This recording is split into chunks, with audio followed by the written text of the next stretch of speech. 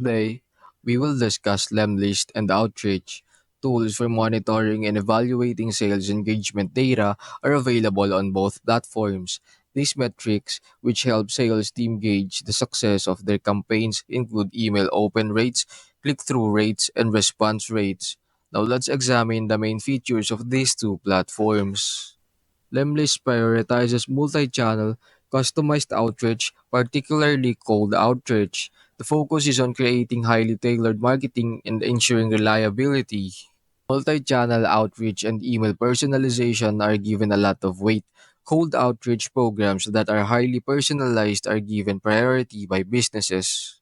Startups and smaller businesses are looking for outreach methods that are both economical and effective. Outreach is a full-featured sales interaction tool made to automate and optimize sales processes.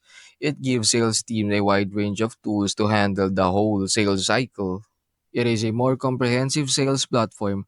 Larger businesses usually use Outreach, which focuses on thorough sales process management.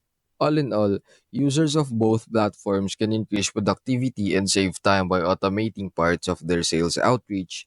This includes follow ups, automated email sequences, and other communication methods.